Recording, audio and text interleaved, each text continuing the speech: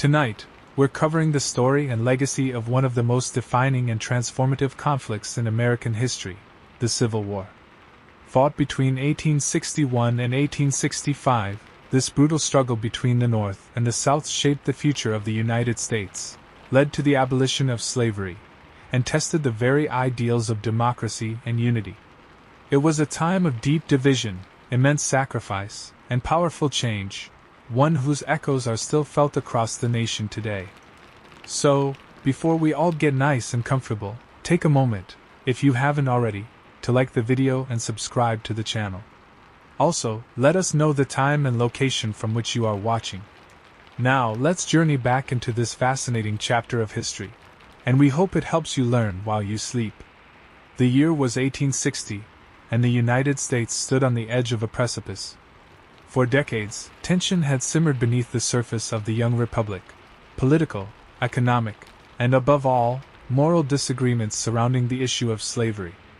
The North and South, though bound by a shared constitution and flag, had grown increasingly apart in their values, economies, and visions for the country's future. The northern states, more industrialized and rapidly urbanizing, had largely moved away from slave labor. Many in the North viewed slavery as a moral evil, incompatible with the nation's founding ideals. In contrast, the southern states remained heavily dependent on agriculture, especially cotton, which was labor-intensive and relied on the exploitation of enslaved African Americans. For the Southern economy and way of life, slavery was not just an institution, it was seen as essential. Despite a series of compromises over the years, the Missouri Compromise, the Compromise of 1850, and the Kansas-Nebraska Act, the divide only grew wider. Every new territory added to the Union reignited the debate: would it permit slavery or not? Then, in November 1860, Abraham Lincoln was elected as the 16th President of the United States. Though Lincoln had not called for the immediate abolition of slavery, he was firmly opposed to its expansion into the Western territories. To many in the South, his election represented an existential threat. Before Lincoln could even take office, 7 Southern states had declared their secession from the Union: South Carolina, Mississippi, Florida, Alabama, Georgia, Louisiana, and Texas. They formed a new government, the Confederate States of America, with Jefferson Davis as their president. Lincoln faced a crisis unlike any in American history. The Constitution had never anticipated secession, and there were no clear rules for preserving the Union. Lincoln believed the Union was perpetual, that no state had the right to leave it unilaterally. But how could he act without provoking war? Then came the flashpoint, Fort Sumter, a federal fort in Charleston Harbor, South Carolina. In April 1861, Confederate forces demanded its surrender. Lincoln, determined not to recognize the legitimacy of the Confederacy, refused to abandon the fort. On April 12, 1861, Confederate cannons opened fire. After 34 hours of bombardment, the Union garrison surrendered. No one was killed, but the message was clear: the Civil War had begun. In the days following the attack on Fort Sumter, 4 more states, Virginia, Arkansas, North Carolina, and Tennessee, joined the Confederacy. The Union now faced a rebellion of 11 states, committed to their own independence and the preservation of slavery. Lincoln called for 75,000 volunteers to suppress the rebellion. Across the North, men rallied to the cause. The South, in turn, mobilized its own forces. Families were torn apart. Neighbors became enemies. Some fought to preserve the Union, others to protect their homes, or the system of slavery they had come to see as their right. The first months of the war were filled with uncertainty. Many believed it would be over quickly, a single decisive battle, a few months of marching, and a return to peace. They were wrong. What followed would be 4 years of bloodshed, destruction, and transformation. The American Civil War would become the deadliest conflict in the nation's history. It would test the limits of democracy, reshape the Constitution, and determine the meaning of freedom in the United States. But in those first uncertain weeks of 1861, few could predict the scale of what was coming. The battle for the soul of a nation had just begun. As the spring of 1861 gave way to summer, the United States stood fully engulfed in crisis. The attack on Fort Sumter had transformed political tension into open rebellion. Both the Union and the Confederacy now rushed to build armies, establish strategies, and prepare for the conflict neither had truly expected to last. President Abraham Lincoln, having called for 75,000 volunteers, was met with overwhelming response. In the North, men poured into recruiting offices. Young and old alike signed up, believing that the war would be short and glorious, a patriotic adventure. Many thought it would be over in 90 days. In the South, President Jefferson Davis likewise mobilized troops, relying on the loyalty of his fellow Southerners to defend their new nation. The Confederacy's confidence rested on the belief that Northern industry could never overcome Southern resolve, or cotton.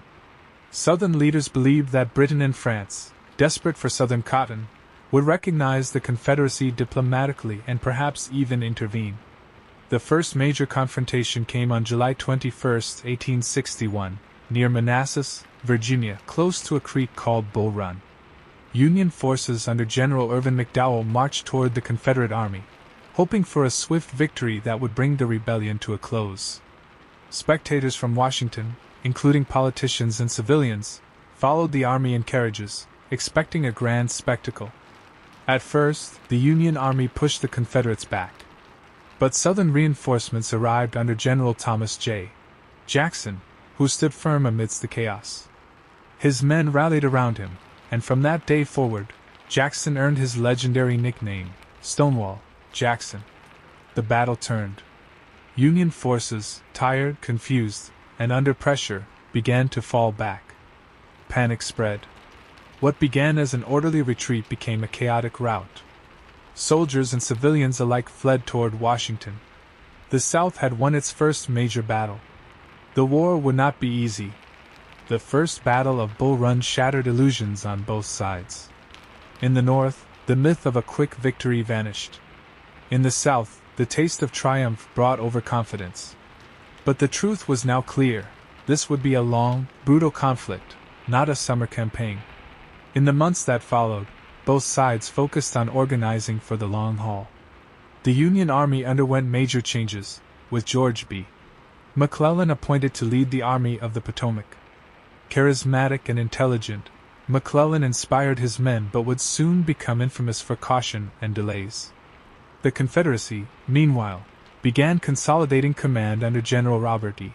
Lee, a brilliant tactician who had initially declined command of Union forces out of loyalty to his home state of Virginia.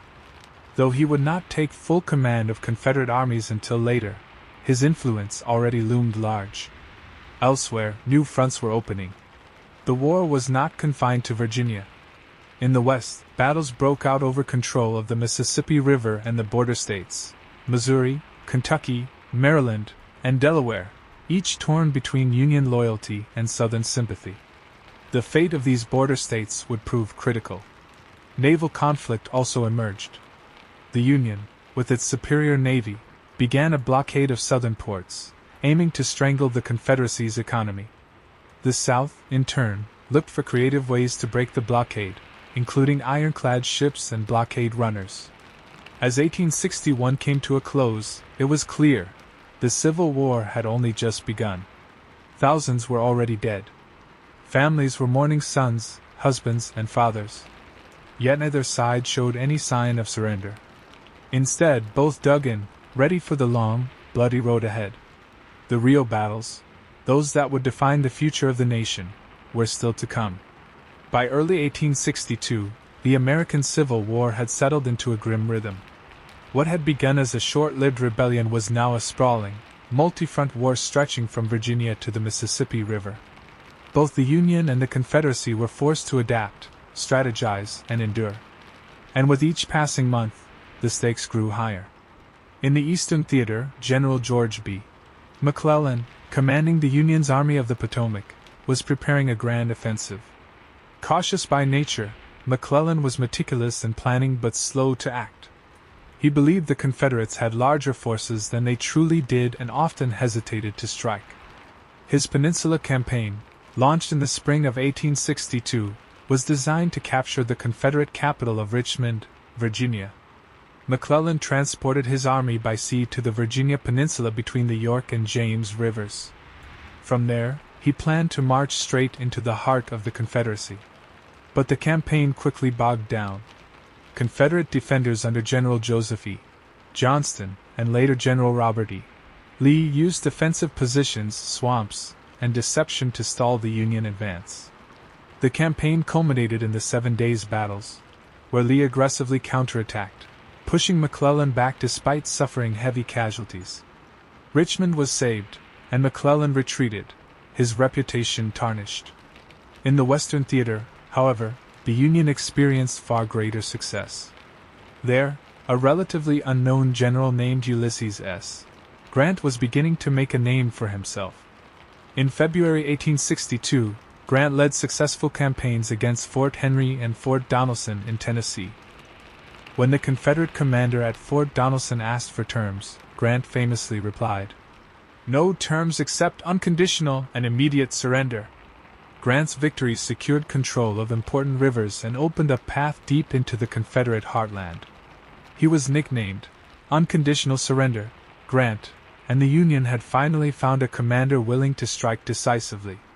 Soon after, in April, Grant's army clashed with Confederate forces at the Battle of Shiloh in southwestern Tennessee. The fighting was intense and bloody. More Americans fell in 2 days at Shiloh than in all previous U.S. wars combined. Though taken by surprise at first, Grant held his ground and counterattacked on the second day, driving the Confederates back. The cost was staggering, over 23,000 casualties. But it was a wake-up call. This war, both sides now understood, would not just be long, it would be unimaginably brutal. Meanwhile, at sea, the Union blockade continued to tighten. In March 1862, the war witnessed a revolution in naval warfare at the Battle of Hampton Roads, where 2 ironclad ships, the Confederate CSS Virginia and the Union USS Monitor, fought to a draw.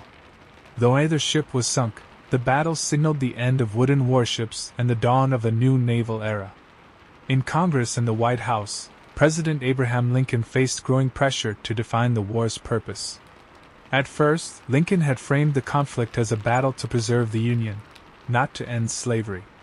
But voices in the North, especially abolitionists, argued that the war must become a moral crusade to destroy slavery once and for all. Lincoln listened. Carefully. Patiently. He knew that to shift the war's aim too quickly could alienate the border states and risk Union unity. But deep down, he believed that slavery was at the heart of the conflict, and its destruction was essential to lasting peace. As 1862 wore on, Lincoln began drafting a new proclamation, one that would change the course of the war and American history. The time for fighting solely for the Union was nearing its end. Soon, the war would become a battle for freedom. As 1862 unfolded, the war escalated in both scope and meaning. What had begun as a fight to preserve the Union was now transforming into something larger, something deeper. President Abraham Lincoln, a man often described as cautious in public but resolute in private, began laying the groundwork for a decision that would redefine the war, and the nation itself. That decision was emancipation. Lincoln had always detested slavery. But as president, he had carefully avoided turning the war into an outright crusade against it, for fear of losing the support of the border states and dividing the Union. Yet the tide was changing. With every passing battle, with every report from the front, it became clearer: slavery was not just a moral issue. It was a military one. Slavery gave the Confederacy a vital advantage. Enslaved labor built fortifications, worked farms, and supported the Southern war effort behind the lines. By striking at slavery, Lincoln saw an opportunity to weaken the Confederacy and redefine the moral purpose of the Union cause. By mid-1862, Lincoln had begun drafting the Emancipation Proclamation. It would declare enslaved people in Confederate-held territory to be free. Not immediately, but it would become official if the rebellion did not end by the start of the new year. It was both a warning and a promise. But Lincoln needed a victory to announce it. He couldn't risk issuing such a powerful declaration from a position of weakness.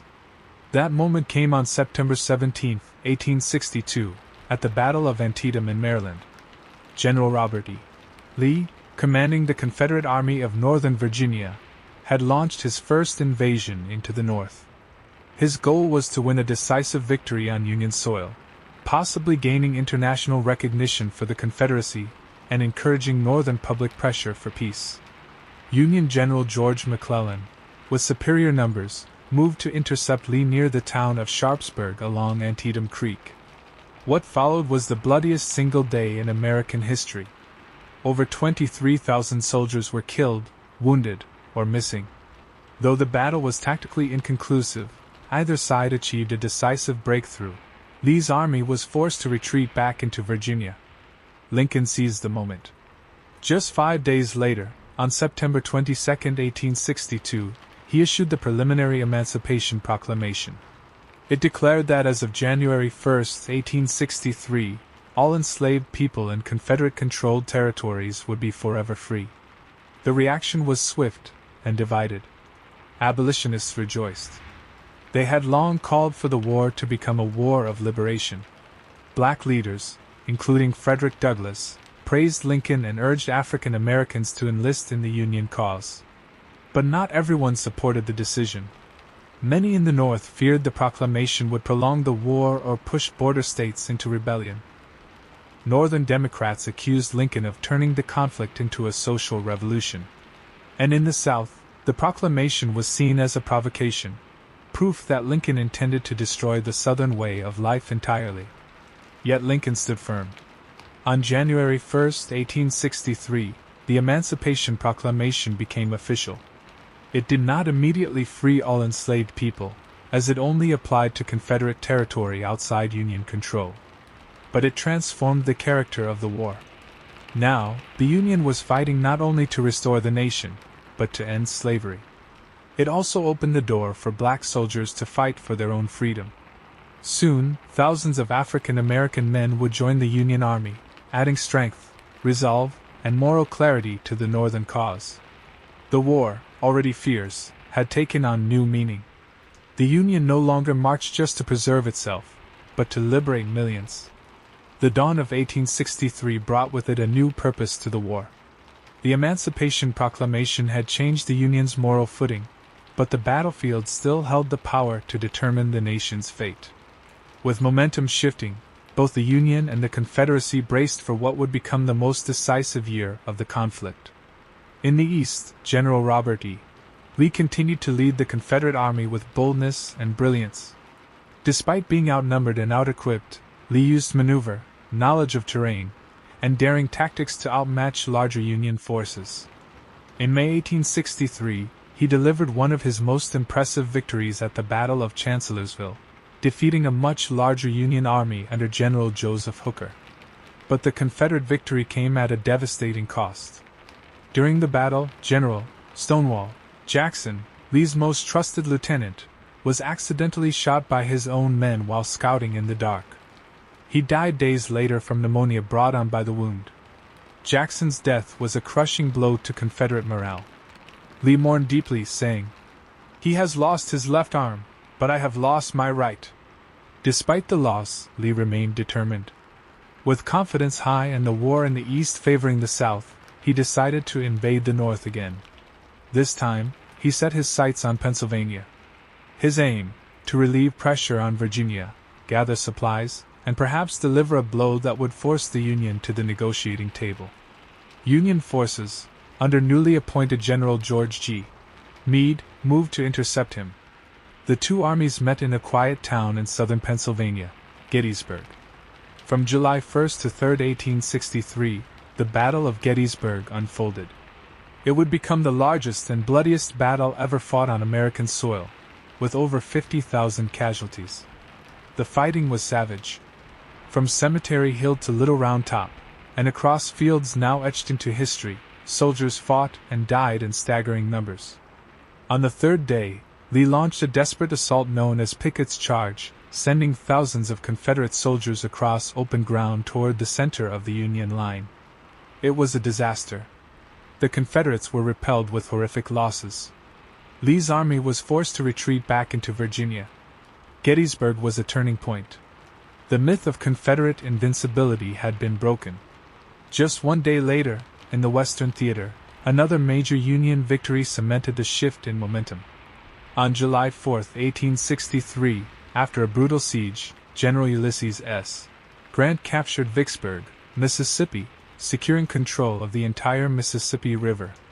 The Confederacy was now effectively split in two, and Grant's star rose ever higher. Lincoln, watching these developments closely, saw in Grant something rare, a general who fought to win. He admired Grant's aggressiveness, and would soon elevate him to lead the entire Union Army. Meanwhile, back in Gettysburg, a few months after the battle, Lincoln delivered a short speech at the dedication of the National Cemetery. In just 272 words, the Gettysburg Address redefined the war's purpose. That this nation, under God, shall have a new birth of freedom, and that government of the people, by the people, for the people, shall not perish from the earth.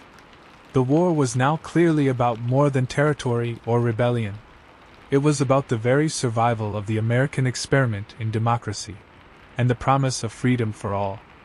But though momentum had shifted, the end was not yet in sight. The Confederacy still fought fiercely, and the Union still suffered heavy losses.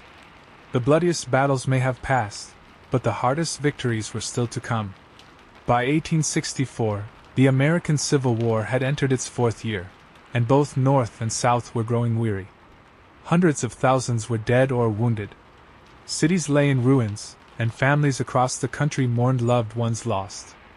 But the end was finally beginning to take shape, driven by two determined Union generals and a strategy designed not just to defeat the Confederate armies, but to break the South's will to fight. Ulysses S.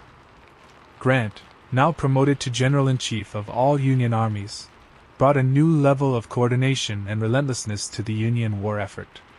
Unlike his predecessors, Grant understood that the Confederacy would not be defeated by seizing one city or winning one battle. It would take continuous pressure on all fronts, targeting not just soldiers, but the infrastructure that supported them. In the Eastern Theater, Grant personally took command of the Army of the Potomac and marched south to confront General Robert E. Lee. What followed was a brutal, grinding campaign through Virginia that became known as the Overland Campaign. Beginning with the Battle of the Wilderness in May 1864, Grant and Lee locked into a deadly series of engagements. The Wilderness, a tangled forest, caught fire during the fighting, burning wounded men alive. Grant lost thousands but did not retreat. At Spotsylvania, Cold Harbor, and eventually Petersburg, the bloodshed continued. Each time, Grant moved forward. His strategy was costly, but effective: wear down Lee's army and destroy his capacity to wage war. While Grant battered Lee in the east, another Union general was carving a path of destruction through the South. General William Tecumseh Sherman, a fierce and unconventional commander, launched his campaign into Georgia. His goal was to capture the vital city of Atlanta, a key Confederate rail hub and industrial center. Sherman faced Confederate forces under General Joseph E. Johnston, and later John Bell Hood. For months, they clashed in a series of maneuvers and battles. Finally, in September 1864, Sherman captured Atlanta, a devastating blow to Confederate morale and a crucial turning point in the war. The fall of Atlanta also had major political consequences. President Abraham Lincoln, seeking re-election in November 1864, had faced growing criticism from the North. The war had dragged on. Casualties were staggering. Peace seemed far away. His Democratic opponent, George B. McClellan, his former general, campaigned on a platform of negotiating with the South. The final months of the American Civil War came not with sudden shock but with a slow and crushing inevitability. By early 1865, the Confederacy was crumbling. Its armies were exhausted, its economy shattered, and its cities surrounded. The Southern cause, once brimming with confidence, now fought only to survive another day. Many believed Lincoln would lose. But Sherman's victory changed everything. With Atlanta's fall, Northern spirits lifted. Confidence in victory returned. On November 8, 1864, Lincoln was re-elected decisively, ensuring the war would continue until the Union was preserved and slavery abolished. Then, Sherman made his most controversial move. In November 1864, he began his infamous March to the Sea. From Atlanta to Savannah, his army cut a 60-mile-wide path through Georgia, destroying railroads, burning crops, seizing supplies, and leaving nothing of military value behind. It was a strategy of total war, aimed not just at Confederate troops, but the Southern economy and morale. Sherman's troops did not destroy indiscriminately, but they left a clear message. The South would be made to feel the war on its own soil. By December, Sherman captured Savannah and telegraphed Lincoln, offering it as a Christmas gift. The Confederacy was unraveling. Its armies were stretched thin. Its people exhausted. Its cities falling. But Lee still held on in Virginia, refusing to surrender. And as winter turned to spring in 1865, the final chapter of the war would unfold with heartbreaking speed.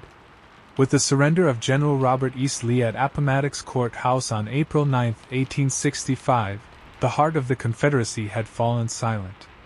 The Civil War was not yet officially over. Some Confederate forces remained in the field, but the war's outcome was now certain. The Union had been preserved. Slavery, the institution at the core of the conflict, had been broken. And yet, even in victory, the nation would face one final, shattering loss. In Washington, D.C., President Abraham Lincoln had never looked more exhausted, or more determined. In the days following Lee's surrender, Lincoln met with his generals and cabinet members to begin laying out the vision for Reconstruction, the process of healing the Union and integrating millions of newly freed African Americans into American society.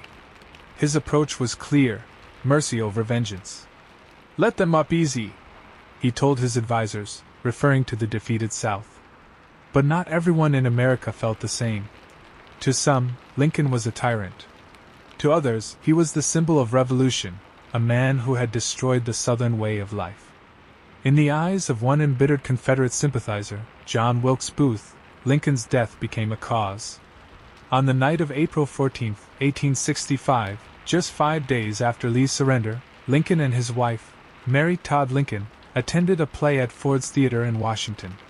The comedy was Our American Cousin. The mood was celebratory. Soldiers and citizens alike were beginning to breathe again. At approximately 10:15 p.m., Booth slipped into the presidential box and fired a single bullet into the back of Lincoln's head. The president slumped forward unconscious. Booth leapt from the box to the stage, breaking his leg but escaping into the night.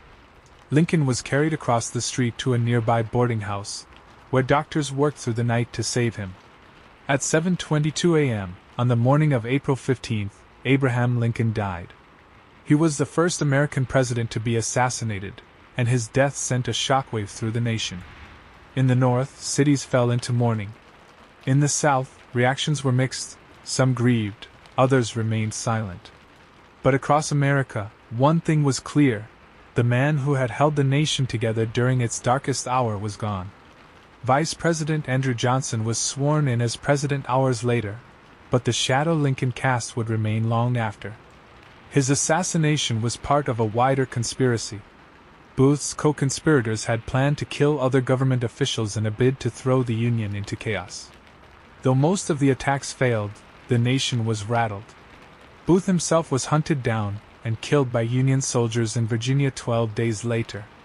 Despite the horror of Lincoln's death, the war itself continued winding down. In the weeks that followed, Confederate forces in North Carolina, Alabama, Mississippi, and Texas surrendered. The final Confederate general, Stand Watie, a Cherokee leader, surrendered in June 1865. On May 9, 1865, President Johnson formally declared the rebellion over. And with that, the Civil War officially ended. More than 620,000 Americans, Union and Confederate, had died. Towns were burned. Families broken. Economies shattered. But the Union endured. The seeds of a new America had been planted in the blood-soaked soil of battlefields like Gettysburg, Antietam, Shiloh, and Vicksburg. But peace did not mean resolution. As the guns fell silent, a new struggle was about to begin. The fight to define what freedom, citizenship, and equality would mean in the land Lincoln had left behind. The war was over, but the peace was fragile. In the summer of 1865, the United States stood at a historic crossroads. The Union had been preserved, the Confederacy dismantled, and the institution of slavery legally abolished with the ratification of the 13th Amendment in December. But healing a broken nation would prove to be just as complex, and in many ways, just as painful, as the war itself. President Andrew Johnson, who succeeded Abraham Lincoln after the assassination, now held the task of Reconstruction. But Johnson was a Southern Democrat with a deep distrust of the wealthy planter class and little sympathy for newly freed African Americans. He believed the Union had never truly been broken and was eager to quickly restore Southern states to the Union with minimal punishment. His lenient policies shocked many in the North. Former Confederate leaders were soon pardoned and returned to positions of power. Southern legislatures, emboldened by Johnson's approach, began passing restrictive laws known as the Black Codes, designed to limit the freedom and rights of newly emancipated black people. In many areas, these laws enforced labor contracts, restricted movement, and prohibited black Americans from owning firearms or voting. The promise of freedom was rapidly being undermined. In response, radical Republicans in Congress pushed back. They believed Reconstruction must include justice, protection, and equality for former slaves, and accountability for former Confederates. In 1867, Congress passed the Reconstruction Acts, dividing the South into military districts and requiring states to ratify the 14th Amendment, which granted citizenship and equal protection under the law to all people born in the U.S., before being readmitted. Under federal protection, significant progress followed. African American men voted for the first time. Black churches, schools, and businesses flourished. For the first time in American history, black citizens were elected to local, state, and even national offices, including the U.S. Congress. Hope surged that a new, more equal America might finally emerge. But this progress came under attack. White supremacist groups, most notoriously the Ku Klux Klan, formed to terrorize black communities and white allies. They used violence, intimidation, and assassination to suppress black political participation. In the face of this resistance, Reconstruction became a bitter struggle between two visions of the post-war South, one of justice and equality, the other of restored racial hierarchy and economic control. Meanwhile, the Southern economy struggled to rebuild. The war had destroyed much of its infrastructure, and the end of slavery forced a radical rethinking of agriculture and labor. Systems like sharecropping emerged, trapping many formerly enslaved people, and poor whites, in cycles of poverty and dependence. In the North, public support for Reconstruction began to wane. As the years passed, the urgency of reform gave way to fatigue and political compromise. Corruption scandals, economic downturns, and Northern disinterest shifted the focus away from civil rights. By the early 1870s, federal troops began withdrawing from the South. In 1877, as part of a political bargain to resolve a contested presidential election, the last federal troops were pulled from the former Confederate states. With their departure, Reconstruction ended, and a new era of segregation and disenfranchisement began. The war had abolished slavery, but the promise of equality remained elusive. Still, the achievements of Reconstruction, short-lived though they were, laid a foundation. The 13th, 14th, and 15th Amendments would become powerful tools in the long, continuing struggle for civil rights. The American Civil War had redrawn borders, destroyed empires of bondage, and tested the very soul of the nation. But the battle for the meaning of freedom in America was not over. It had only just begun. The guns had fallen silent. The armies disbanded. The flags lowered. And yet, the Civil War never truly ended, not in the hearts of those who lived through it, nor in the soul of the nation it transformed forever. The war had lasted 4 years, taken more than 620,000 lives, and scarred the land from Pennsylvania to Texas. It freed 4 million enslaved people, redefined the relationship between the federal government and the states, and gave rise to new questions about equality, justice, and the meaning of citizenship that would continue to shape America for generations.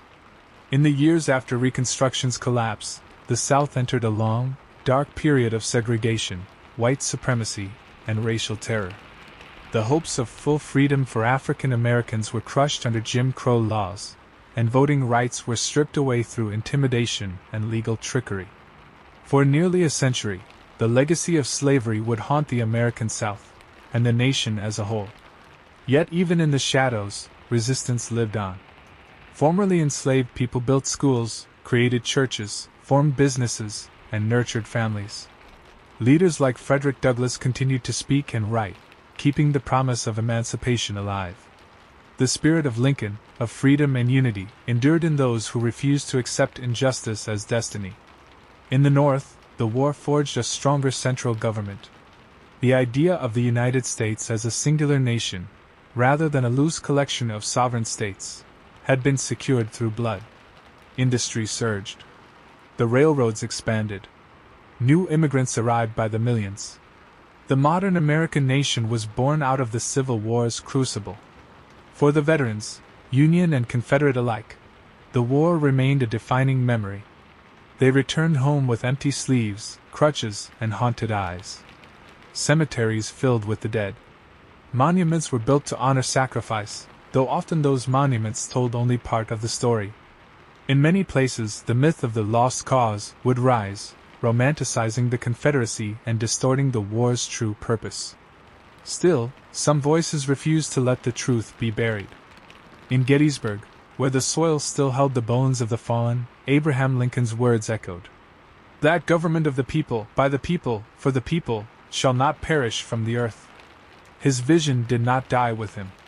The war gave birth to the 13th, 14th, and 15th Amendments, the legal foundation for civil rights that would empower movements a century later. In the 1950s and 60s, when Martin Luther King Jr. and others marched for justice, they did so under the banner that the Civil War had raised, that all people are created equal, and that freedom must be more than just a word. The Civil War remains the most transformational event in American history. It tore the country apart, but it also remade it. It revealed the deep flaws in the American experiment, and its enduring potential. Even now, the debates born from that era, about race, states' rights, federal power, and national identity, continue to shape American life. It is not just a story of battles and generals. It is a story of people, of enslaved men and women who dreamed of freedom, of soldiers who fought and fell, of families who wept, and of a nation that nearly destroyed itself to find its soul. The Civil War ended slavery. But it did not end the struggle for liberty. That struggle belongs to every generation.